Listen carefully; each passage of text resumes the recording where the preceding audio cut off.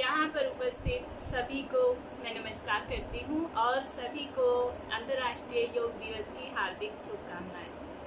देखिए, आज हम इस इंटरनेशनल योग दिवस के उपलक्ष्य में वर्चुअल प्लेटफॉर्म के माध्यम से इकट्ठे हुए हैं।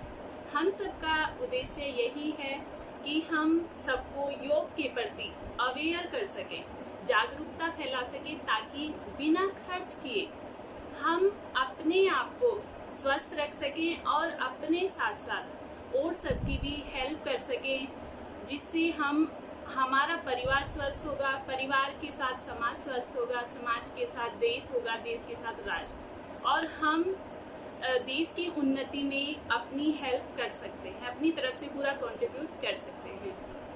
और मैं जिस प्रकार से आज का दिन आज का दिन साल का सबसे लंबा दिन माना जाता है, उसी प्रकार से यदि हम योग का पालन करते हैं, योग का अभ्यास करते हैं, तो हम भी अपनी आयु को दीर्घ कर सकते हैं। लेकिन क्या दीर्घायु होना ही सफिशिएंट नहीं है? देखिए, दीर्घायु अगर है और हम स्वस्थ नहीं हैं तो उसका कोई फायदा नहीं है। यदि हम स्वस्थ होकर अपनी दीर्घायु व्यतीत करते, अपने जीवन को अच्छे से व्यतीत करते हैं, तभी उसका फायदा है। आज मैं इस इंटरनेशनल वेबिनार के माध्यम से अपने समाज की सभी महिलाओं से एक मैसेज पहुंचाना चाहती हूं, उनसे अनुरोध करना चाहती हूं। देखिए, महिलाएं हमारे समाज का, हमारे परिवार का बहुत ही महत्वपूर्ण अंग होती हैं। यदि किसी महिला को मान लीजिए कोई महिला अच्छा कार्य करती है, तो उसका प्रभाव सिर्फ उस महिला तक नहीं रहता है, उसके परिवार तक, उसके आसपास तक सब पे अच्छा प्रभाव पड़ता है।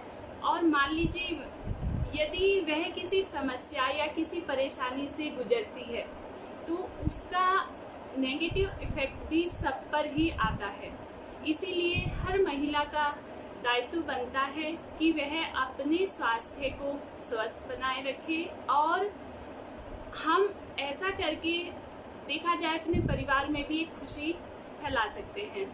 आजकल आप देखेंगे कि मैं अपने अनुभव शेयर कर रही हूँ यहाँ पर। हम किसी भी घर में जाएंगे, ज़्यादातर महिलाएं जो मैं यहाँ पर उन महिलाओं की बात करूँगी जो योग का अभ्यास या तो वो जानती नहीं हैं या समय की कमी के कारण वो अभ्यास नहीं कर पाती हैं। शारीरिक या मानसिक रूप से वो किसी ना किसी समस्या से ग्रस्त है। अब यदि वो योग का अभ्यास नहीं कर पा रही हैं, तो वो अपने साथ बहुत ही गलत कर रही हैं और बहुत सारी समस्याओं से जूझ रही हैं। लेकिन साथ ही साथ मैंने कुछ ऐसी महिलाओं से भी बात की जो योग का प्रतिदिन अभ्यास करती हैं, भले इसके लिए उन्हें सुबह मॉर्निंग में 4 बजे उठना पड़े या फिर वो शाम को अपने लिए टाइम निकालें। अभी ऐसी परेशानियों से वो बाहर निकली हैं। कोई कहती हैं कि जब से मैं योग का अभ्यास करने लगी हूँ, उससे पहले मैं डिप्रेस्ड हो गई थी और मुझे एंजाइटी थी। मतलब ऐसी प्रॉब्लम्स वो बताती हैं कि योग में आने के बाद, योग का अभ्यास जब से हमने स्टार्ट किया है, हमारी लाइफ ही चेंज हो गई है। अभी कल मैं एक आंटी से मिली, लगभग उनकी एज होगी 65 से 70 साल। तो उन्होंने मुझे बताया कि मैं पिछले 16 सालों से योग का अभ्यास कर रही हूँ, और पहले मैं 2.5 घंटे अभ्यास करती थी और अब मैं 1 घंटा अभ्यास करती हूँ। और उनको देखकर आप यकीन नहीं मानेंगे, उनको देखकर लग नहीं रहा था कि वो 65 से 70 साल की एज की हैं। वो बिल्कुल 50 साल की एज की वो लग रही थी, इतनी वो एक्टिव थी।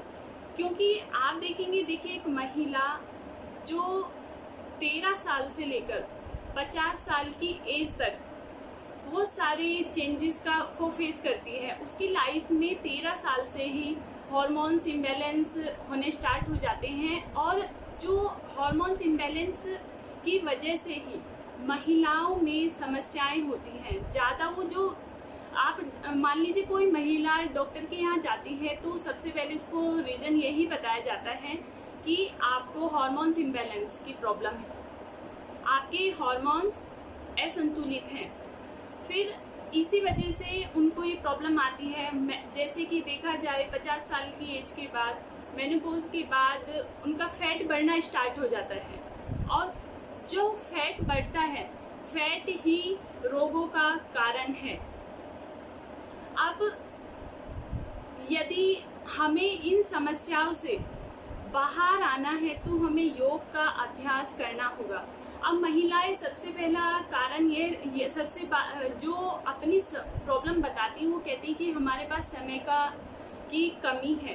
तो मैं उनको ये बताना चाहूँगी, यहाँ छोटी सी एक समय की कमी के कारण एक छोटा सा पैकेज में बताना चाहूँगी कि यदि वो ये फॉलो करते हैं तो उनका मैनेज हो जाएगा। क्योंकि आज ज़्यादातर महिलाएं घर के साथ साथ अपने ऑफिस, अपने बिजनेस को भी संभाल रही हैं।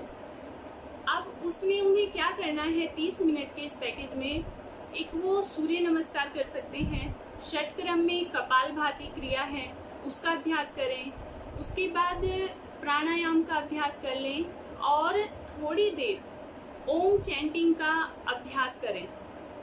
आप विश्वास नहीं करेंगे, जो महिला इस पैकेज को फॉलो कर लेती है, इसका पालन कर लेती है प्रतिदिन, उनको किसी भी प्रकार की शारीरिक या मानसिक कोई भी समस्या नहीं होगी। इसीलिए सभी महिलाओं से मेरा अनुरोध है कि वो अपनी दिनचर्या में योग को जरूर शामिल करें और अपने साथ साथ अपने से जुड़े हुए सभी को स्वस्थ रखने की कोशिश करें। क्योंकि यदि हम स्वस्थ हैं तभी हमारा समाज स्वस्थ होगा, तभी हमारा देश स्वस्थ होगा और हम अच्छे से सबकी हेल्प कर सकते हैं। जैसे स्वामी विवेकानंद जी ने भी कहा है कि विश्व कल्याण तब तक संभव नहीं है जब तक महिलाओं की हालत न सुधर जाए, क्योंकि पक्षी एक पंख के साथ नहीं उड़ सकता है। इसीलिए हम सबका दायित्व बनता है। मैं महिलाओं से अनुरोध कर रही हूँ कि हमें इस पंख को मजबूत बनाना है और ज़्यादा से ज़्यादा अपना सहयोग देना है, जिससे हमारा देश भी आगे बढ़ सके और विश्व कल्याण में सहयोग कर सके। आप सबका मैं धन्यवाद करना चाहूँगी। आप सबने मुझे सुना और इसी के साथ मैं अपने शब्दों को विराम देती हूँ। Thank you all of you.